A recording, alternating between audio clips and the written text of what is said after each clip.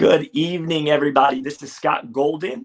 I am in the kitchen live tonight with a special guest. If you've been around the sport of time, you know this name. Her name is synonymous with winning with the elite of pickleball. She is a 2021 women's pro doubles gold medal champion at the U.S. Open back in April.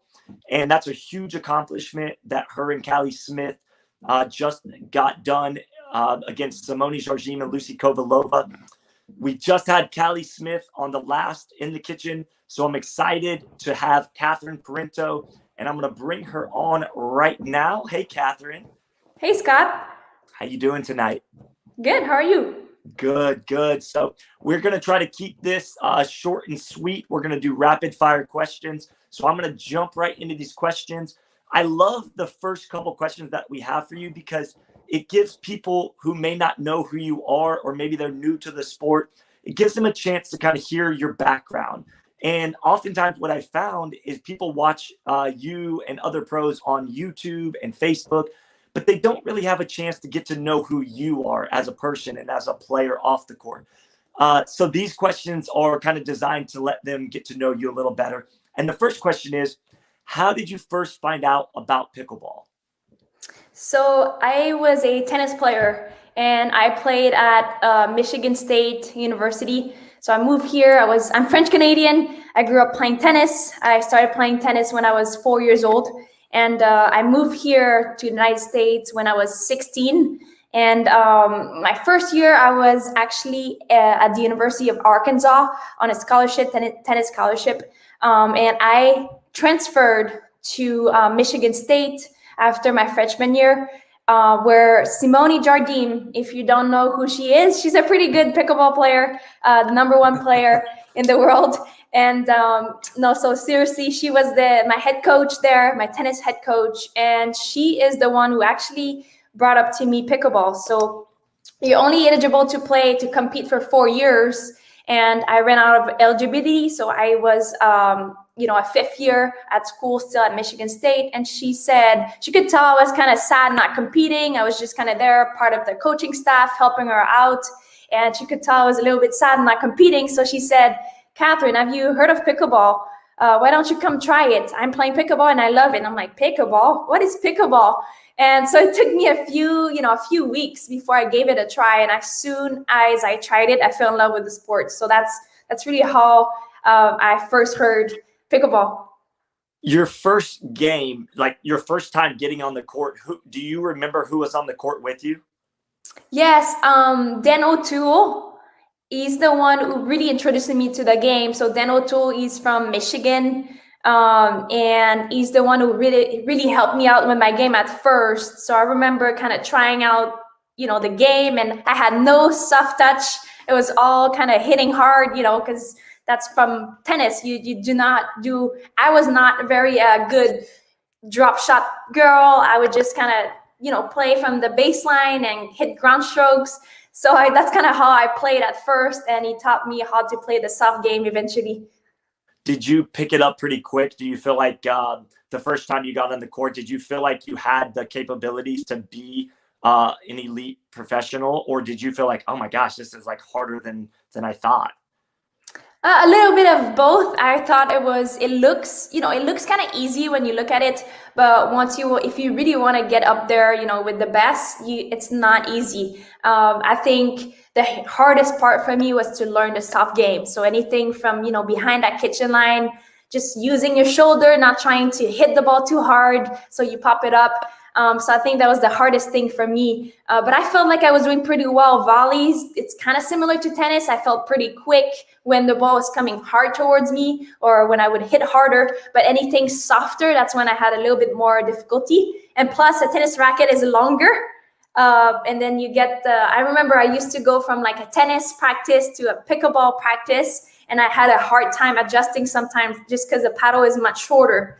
So I would hit the sweet spot. That was probably one of the biggest thing for me. Definitely. I know a lot of tennis players struggle with that coming over. Did you have any issues stepping into the kitchen initially? Were you foot faulting at all? Not that a little bit, I'm sure. I know that a lot of people, that's the thing they fear the most when they step on a pickleball court, because they hear so much about the kitchen. But yes, I'm sure it happened a few times. Definitely. I know a lot of the pros, when they first start, they're not always playing with the paddle that they currently use or the sponsor that they have now. Do you remember what you first used when you really kind of started getting serious about the sport? Yes, actually, Dan O'Toole, the guy that introduced me to the game, he gave me one of the Paddle Tech Tempest. It's so funny because that's the paddle basically that I play with, except now I play with the longer one, the longer paddle, but it's a very similar feel. Definitely, definitely. I like that. So you've pretty much been a paddle tech girl the whole time. Sounds like. Yes. Definitely. Okay, when was your first tournament, and how did you do in that first tournament? So my first tournament was, I started playing October 2015. A few months later, in January 2016, I went to play a tournament. I think it's called like Williamston. It's a very small city, a town in Michigan, where I competed in the 4-5 and 5-0 bracket. And I believe that I played some against the guys in singles, because there were not a lot of girls playing singles back then. And I did pretty well in my first tournament. It was a very small one, but a really fun one, and that's what got me hooked for sure. So you played 5.0 the first time you ever played a tournament? Yes. That's impressive. I know that Thank there's you. not a ton of people that are able to do that. And it sounds like you played against the guys, which most likely gave you a pretty good feel for your game and how good you were in singles and even doubles. Yes. No, that was a good challenge. I loved it. Definitely. So the next question is, this is a good one. I really think this is one of those questions that I believe is just one of those foundational questions that we like to ask here in the kitchen. And it is, who is your favorite player to play against and why? I would say it's probably Simone Jardim. Just because when we were back in college, when I was in college, I used to play against her. She was my coach, and sometimes she would just say, "Okay, let's go play a set." And I love the challenge. I was like, I want to beat my coach. So now, a few years later, we now compete against in pretty much almost every tournament, and it's still a challenge for me to enjoy competing against her for sure. Yeah, definitely. The next question is, who is your least favorite player to play against and why? And I think you could even rephrase it as, who do you match up the not the best against? Who is somebody that you have trouble with across the net? I would say Rob Cassidy. He's lefty, super quick, and he's super tricky. And so it's super hard to tell what's coming.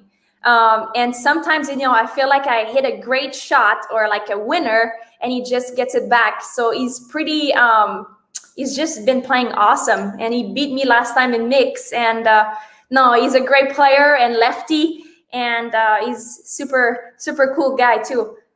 Yeah, he's always fun to watch. The joke about him is that if he's not got blood and skin on the court, he's not really playing hard like he normally does, because he's That's all over right. the court. Yeah. Yeah, I think he's one of the most exciting players to watch, probably, just as far as his ability to go sideline to sideline and front to back with quickness, and then of course being that lefty, and also 585 Rochester boy. He's up there from upstate New York, so. Also, it just, mentally it's tough too, because he never gives up. Like, he's always 100%. So, if you play Rob Cassidy, you gotta play to win, and you gotta focus and go 100% as well. For sure. There's no question. No question. I like this next one too. It's, what is your favorite shot? And I think I have an idea, but I want you to go ahead and tell us what your favorite shot is. I love my forehand misdirection. That's probably one of my favorite shots. Just kind of, you go cross court, forehand dinking, and then once I have a ball a little higher, I like to kind of still look as if, make it look like I'm gonna go back cross court, but kind of just misdirect it just straight ahead to the person standing in front of me.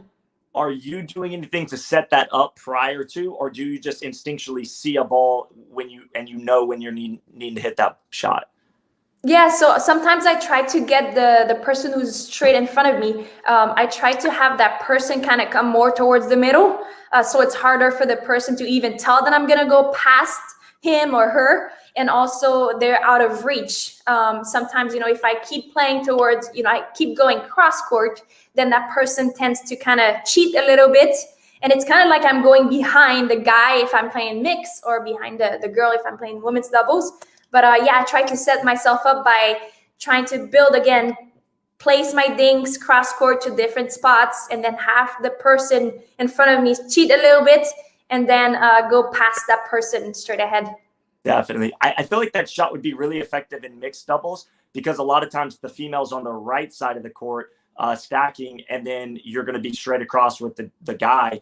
And oftentimes those guys get sucked into the middle. And if you get a ball up a little, you can take it behind them. And that keeps them honest as well, right? Yes, right. Was that your guest?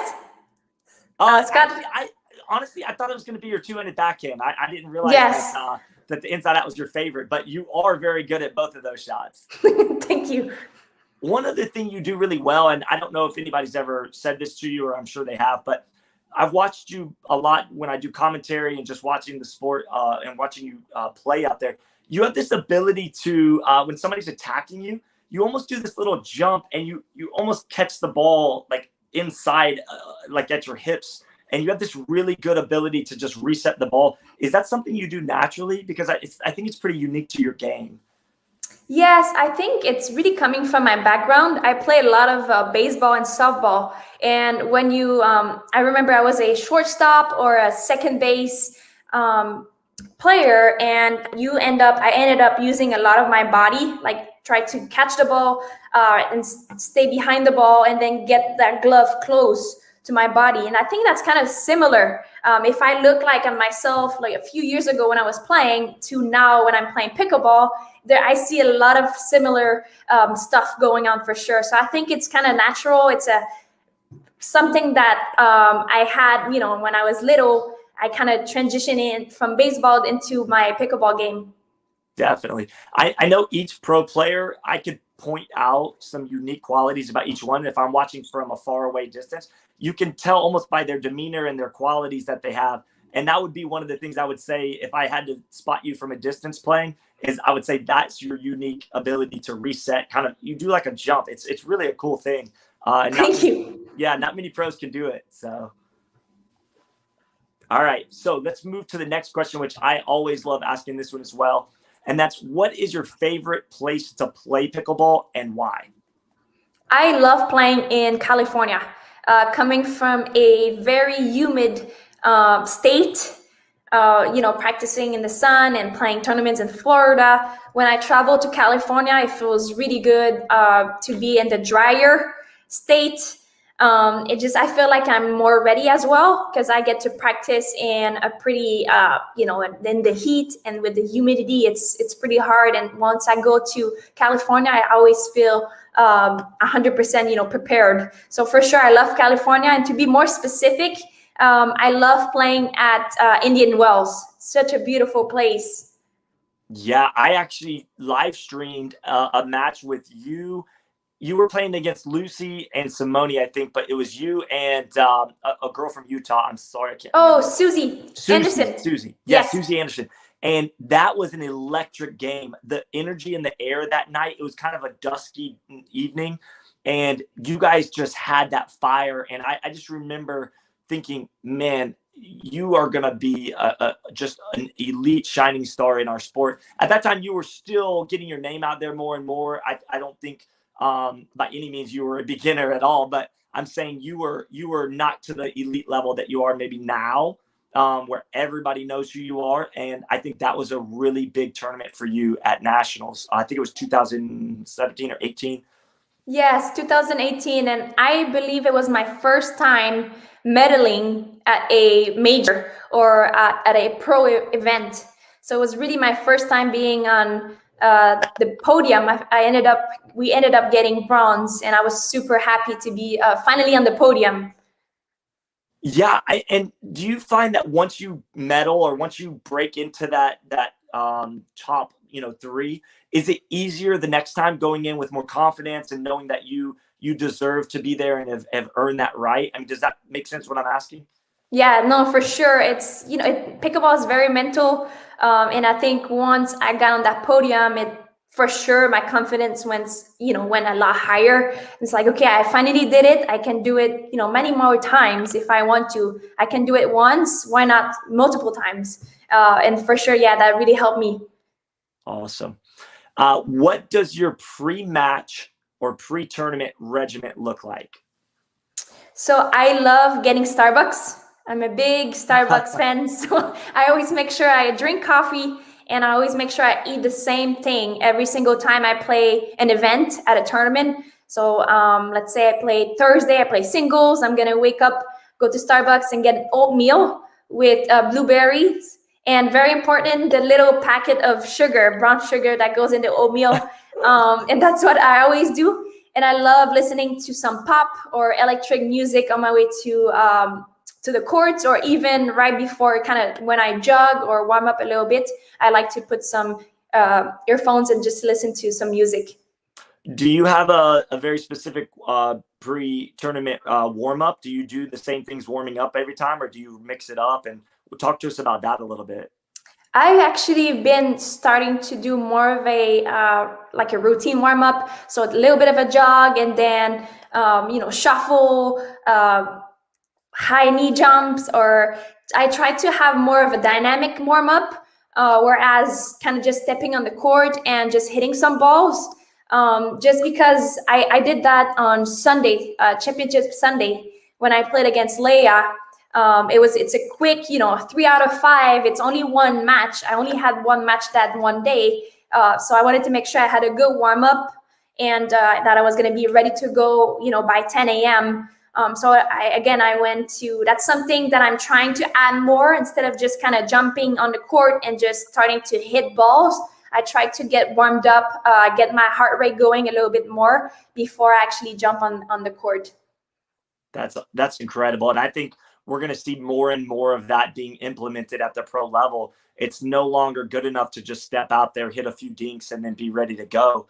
I think that's going to be a very important aspect. As a lot of you come from a high-level tennis background, that's not a foreign thing. But I think that a lot of the average players that don't come from that high-level racket sport background, they need to do more dynamic stretching, more dynamic warm-ups before they go into a tournament situation.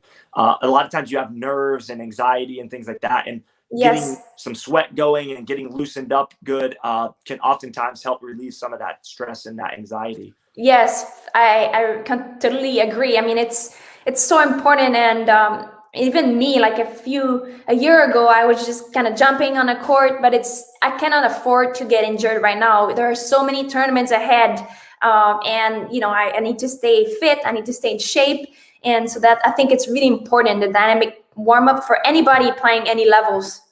Definitely. Quick side note question on what you just mentioned about how many tournaments are coming up. Both APP and PPA just released their 2022 schedules. And between the two tours, there's over 50 tournaments available to the pros with lots and lots of money. I believe it's well over $3 million in total prize money. How does a pro like yourself go about sitting down and making your calendar, and how far out are you doing that? I've already actually, I was really excited when both, I think PPA maybe came out with their schedule a few weeks ago. APP just released theirs, I think yesterday or 2 days ago. And I just kind of sit and look at both schedule and see what, fits better in my schedule. I like to do a lot of tournaments on the East Coast, in Florida. So we cut on the expenses since, I live here in Naples, Florida. So it's easier to travel to. But it's so exciting. So many tournaments. It's crazy to think that, the sport is where it's at right now, with so many opportunities to make money at tournaments. It's exciting. It really is exciting. We're living in a very exciting time for pickleball players.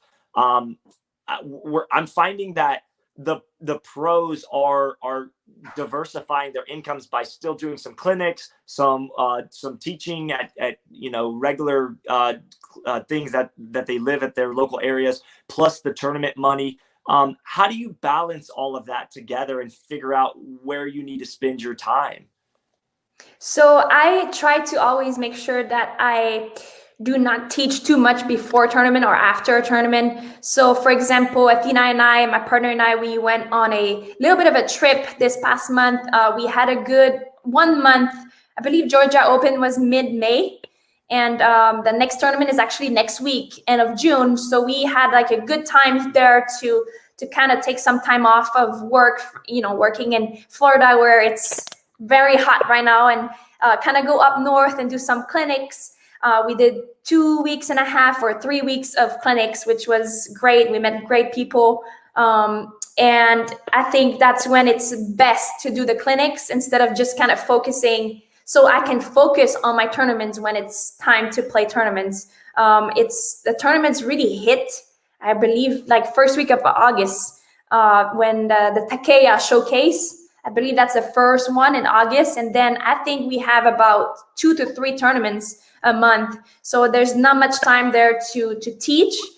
So that's where we kind of benefit of having a little bit more of a break in between 2 tournaments. That's where, we can go and maybe do more of clinics. Definitely. I know Athena is also a really strong pickleball player, as well as yourself. But I noticed when I was at the Atlanta Open, when you were playing singles, I noticed that she's in your corner over there, and she's really instrumental in helping you. How big is it to have someone in your corner like Athena when you're playing, and maybe at those timeouts and the in changes between games? How crucial is it to have her there, helping you along, seeing stuff and adjusting? No, it's huge. It's for the most part, she's there mentally, it's so important to me. And she always supports me at everything I do. And, sometimes I'm super down when I come, let's say I'm losing 6-2, and she really tries to pump me, up and say, okay, well, you can get this. And she's super supportive, positive lady. So it's great to have her in my corner for sure. Yeah, I mean, I saw that firsthand as you were battling against Leia, and you go through those ebbs and flows and the ups and downs of the match. It's just important to have somebody in your corner that's a rock solid, Yes. steady, emotionally. And I thought that was huge. I really thought Athena helped you through some of those lower times and brought you back up. I saw the fire come back after those conversations with her during timeouts and stuff. So very cool. Yeah, I was like, Athena, get mad at me. And then she did. She was like, okay, enough. And then that's how I don't know, it's weird, but it's really helping me mentally for sure to have her. She knows me so well that she just knows what to tell me. And no, it's been incredible having her by my side. And it's been making a big difference in my game for sure. Definitely. Another side question on that. You have created the mantra or the slogan, LA's? I don't know how to say it. LA, yes. LA. That's pretty good. Yeah, it's decent there. Is that French? And also, what does that mean? And what does that mean to you when you use that? So yes, it's French. You'll probably hear it more from people like Jay Devilliers, who is a French player from France. I'm French Canadian, so you're gonna hear it back, home too. But my coach, when I was younger, my tennis coach right before college, he was a French guy from France. And he used to really pump me up by trying to, saying, let's go. And in which allez means let's go. So he would just say, allez, Catherine. And then that's how I kind of started saying myself, like pumping myself up with saying allez when I play.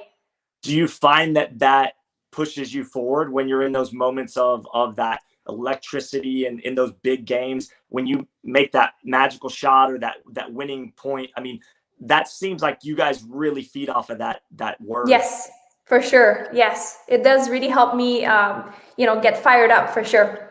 I love it. Yeah, I've been seeing you use that word a lot more, and I love when pro players have specific things that they say or do, and it really helps put a signature on you guys, and that's great. We're going to switch gears a little bit. So we were just talking about a lot of good stuff there. This is a little bit unique question, but I also love this one. what is one thing that you keep in your pickleball bag that maybe the average player or one of your fans wouldn't expect? I have a big packet of gum. I always, I don't know if people have noticed, but I always play with gum. It's a thing. I'm not sure how come that started happening, maybe from, again, a baseball background. I used to play with a lot of gum, and I think why I love gum so much, it helps me with my nerves, kind of chewing.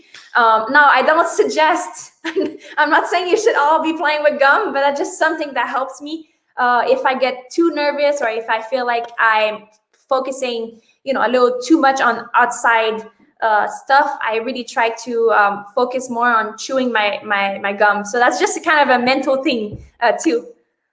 Do you have a specific brand that you chew, or is it just whatever you can get your hands on? I love mint. That's what usually I use. So I think it's called like 5. I think I can't remember. It's like a black little I know what you're talking about. Yeah, yeah, it's pretty 5. good. Very cool, very cool. So that's definitely something I wouldn't have expected. And I didn't actually realize you did chew gum when you play. That's pretty interesting.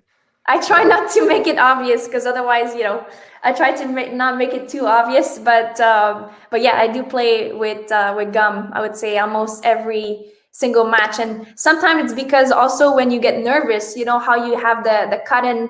What is it called? It's like a dry cotton mouth, and that helps me to kind of get the saliva going. Yeah, exactly. Yeah, no, that makes perfect sense. And I don't think you're the only player that does that. I think there's quite a few people that chew gum. I know there's one guy, Eric Alvarado. He's from New York. He puts a sucker in his mouth when he plays. And that's no way. Unique. Yeah, that's pretty unique. I've actually seen it. There's actually a picture of him playing. And he's at the kitchen squatted down, and he's got this lollipop in his mouth. So it's pretty funny. That's funny. Yeah, that's different. Yeah. It's funny till he chokes on it. Then it won't be as funny. Yeah, right. All right, this last question is something that I kind of added as a bonus, and I asked Callie Smith the same thing. Describe for everyone watching the feeling of winning the 2021 U.S. Open Women's Double Championships against Simone and Lucy, and what that just felt like for you.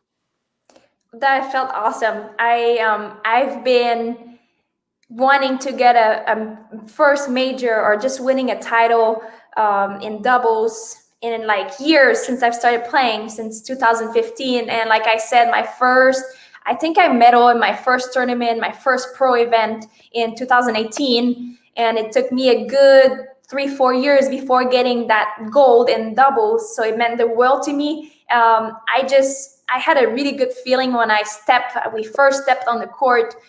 We were just really fired up from the beginning.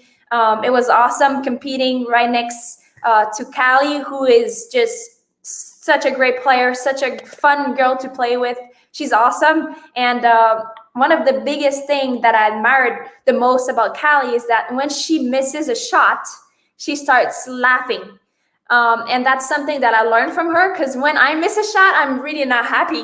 But it was just the fact that, she was like, oh, whatever, I went for it. At least I went for it, so let's try again. I mean, it was going to work. And she was super positive throughout the whole match. And we were having fun. It was just unbelievable. I still do not know what to say. It's incredible.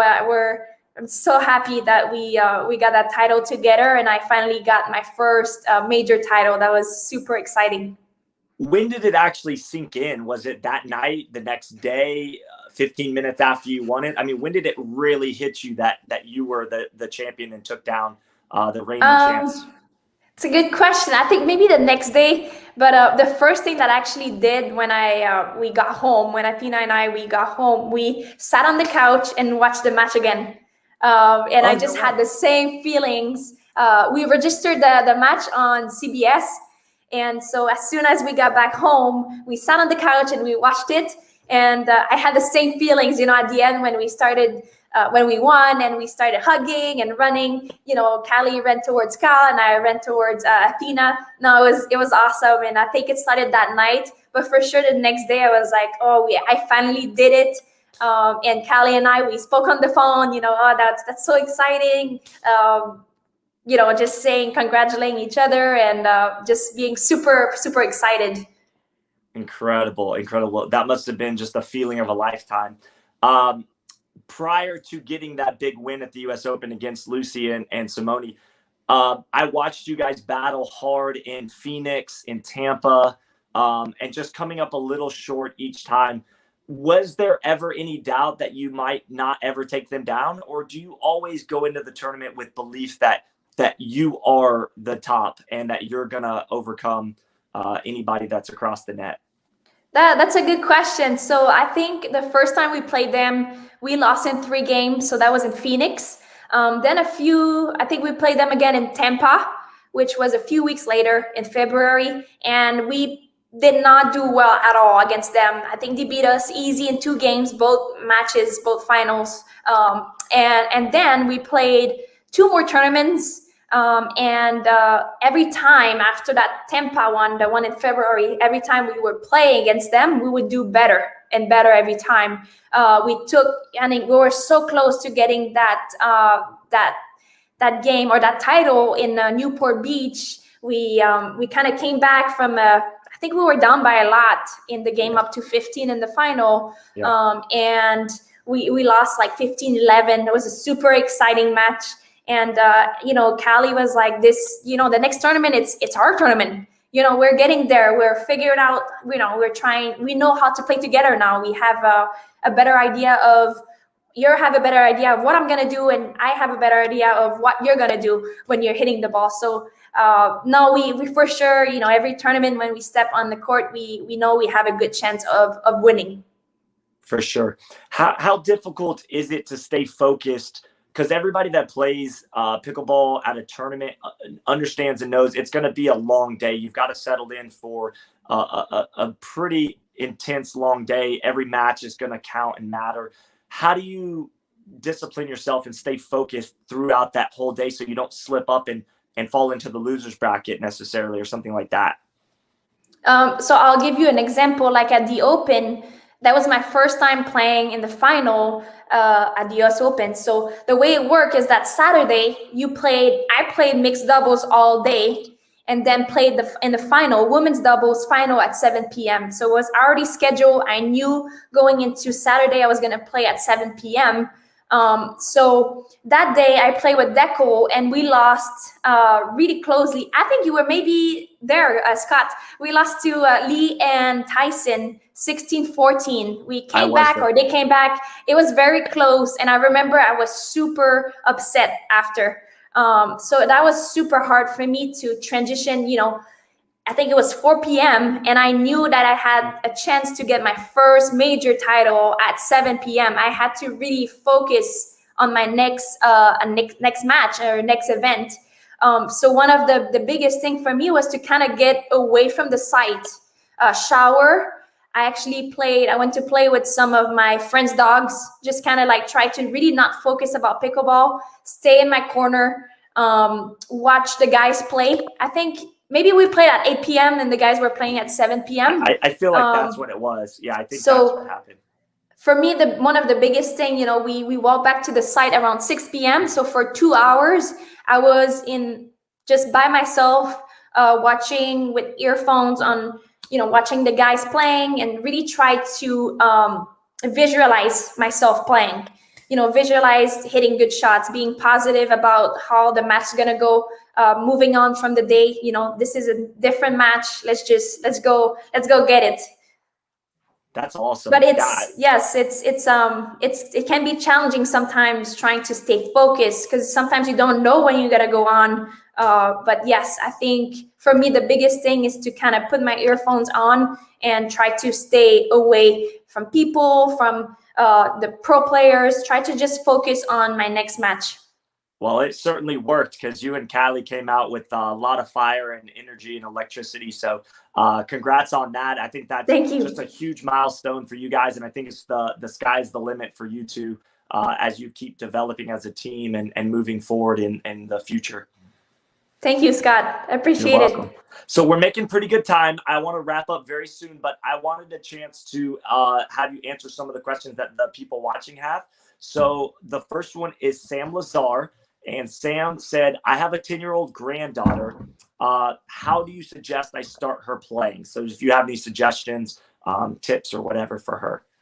So as a, I'm not sure if she's a beginner or if so how do you suggest I start her? So yeah, so she's just starting playing. I highly suggest getting an instructor in the area so she gets to learn, the good habits, because it's so easy to go out there and try to learn by yourself. But what ends up happening is that you get into those bad habits that eventually are super hard to break. So I highly suggest maybe getting a few lessons just to know and understand better the soft game behind the kitchen line, or the scoring. That's really, really helpful when you first start playing. Definitely. The next question doesn't say who it is, but it says, if you won the coin toss, or the one or the two, how we get the deciding thing going there in a tournament, would you ever choose to defer? And if so, why? So basically, let's simplify that. If you win the coin toss, do you choose serve, receive, or to just defer? I usually pick receive. And if it's a really sunny day, or I would say more windy, when there's more wind, then I pick a side. But I usually, if it's in between, if it's pretty even, meaning there's not much wind going on, it's a little sunny, but nothing is kind of bothering me on either side, then I'll decide on receiving. Okay, very good. And is there, not to give away any of your special tips or anything, but is there a reason that you would pick receive versus serve? Any thought process? Usually, when you first serve, it's 0-0-2. So you only have one chance of making points, on only one serve. And usually when you first start playing, it's kind of similar to tennis. It's easier to break the serve. So that's how I go. It's just a mentality that I've always had in playing tennis. It's easier for your opponents. Maybe they're a little bit nervous. They're serving, it's 0-0-2. Maybe they might not serve as hard, or they might hit their serve completely. And so that's kind of why I like to receive. Once you get that ball back, then you have two servers to get a chance to get a few more points. I've always been in that mindset as well. I think that's a great strategy. So anybody listening, pick that tip up. That's a good one. All right, the next one comes from Belinda Detman. She's a professional photographer in the sport of pickleball and also racquetball.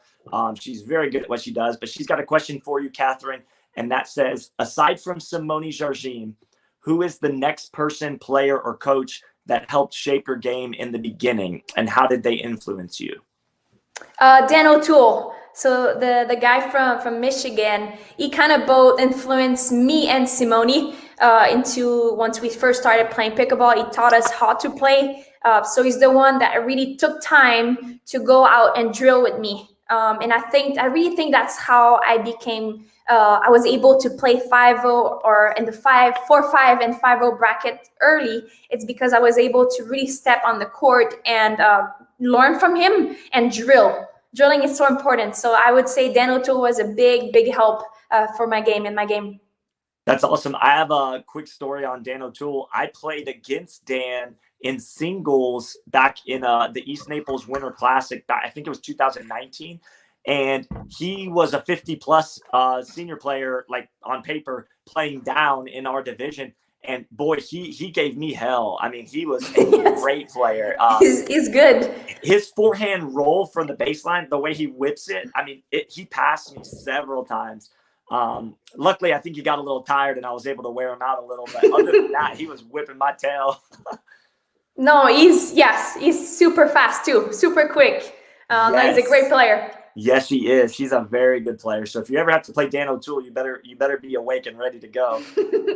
All right, this next person's just said, merci. You say that because I can't. That's French. Merci, Catherine Parenteau. Belle rencontre. So translate Ça me fait plaisir. Merci. So thank you, Catherine. Very nice. It's nice to meet you in a way. Okay, awesome. And then I think it might be the same person saying, when will you be back to Quebec?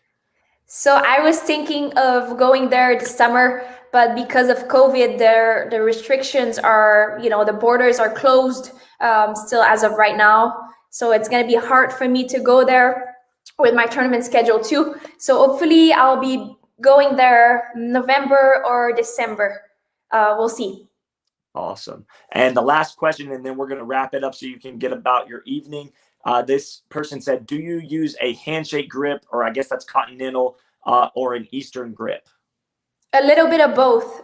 When it comes to a few shots, I use the handshake, the continental grip. And when I use more rolls, when I roll or add more topspin, I would say I cheat a little bit to the right, which is more Eastern. So yes, I use both depending on some shots.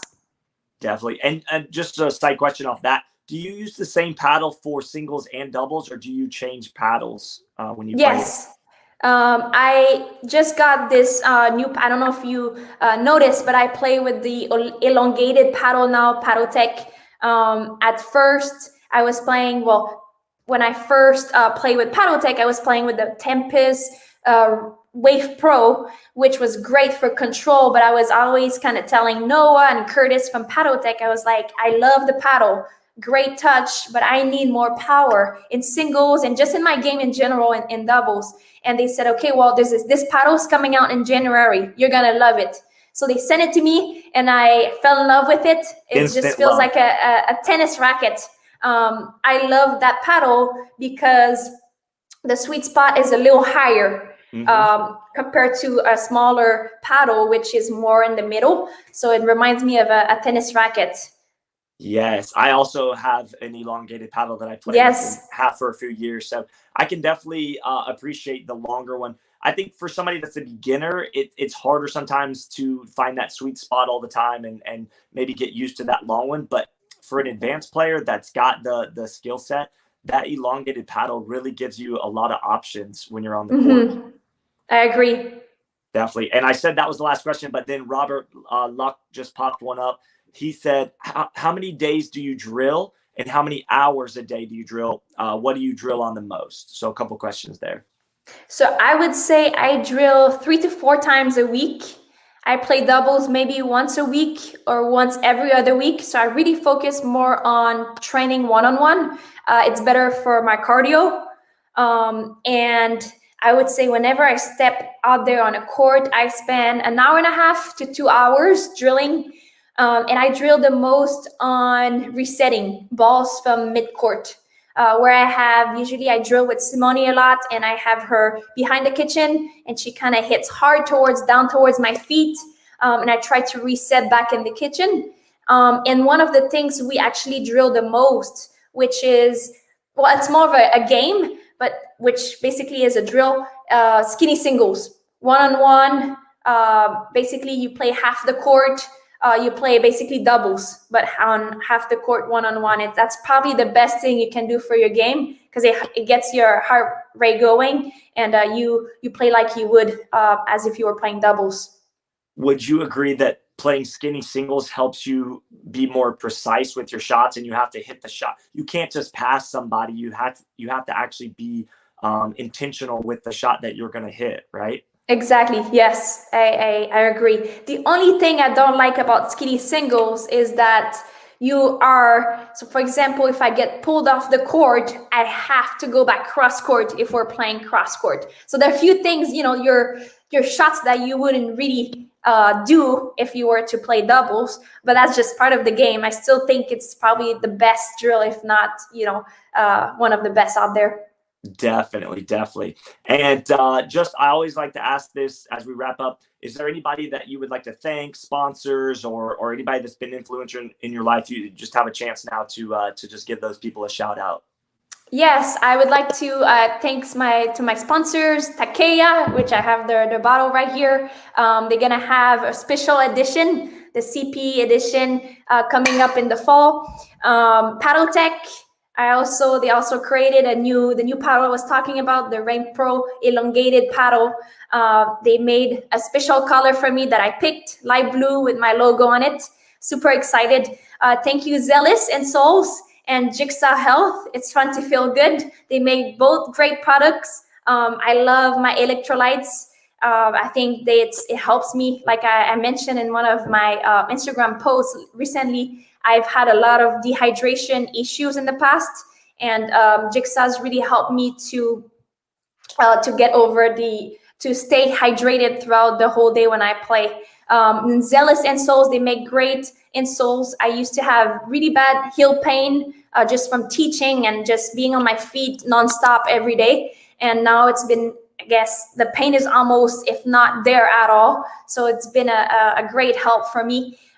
Thank you to In the Kitchen, Jared and Dane. Thank you, Scott, for doing this. It's awesome. And thank you to my friends. And most importantly, my partner, Athena, who's always there to support me no matter what. Awesome. That's so great. Catherine, you've been such an amazing interviewee tonight. I just enjoyed getting to know you a little bit better and allow you to just speak freely to the people who love you and your fans out there. I just love these interviews because it gives people a chance to get to know you guys for who you really are. And you've been lovely. Thank you. And last thing, thank you to my fans. I know I don't answer all of the comments on Facebook, but I see them and I really appreciate that. I appreciate them. Thank you guys. All right, Catherine, you enjoy the rest of your night and we'll talk to you later. Thank you, Scott. You too. All right. Bye-bye, guys. All right, that was Catherine Parenteau in the kitchen with Scott Golden. I really, really enjoyed that interview. She is a national champion, U.S. Open champion, and just an all-around great person and great player. I've just enjoyed the pleasure of getting to know her over the last couple of years. She's always very hospitable and down to earth. She's always willing to chat and talk and even take a picture with her fans at the tournaments. So she is just a gracious and amazing champion in our sport. I hope you guys enjoyed it. If you've got further questions, I'm sure you can reach out to her and just ask those questions later. We appreciate you guys. This is Scott Golden in the kitchen. We'll catch you next time.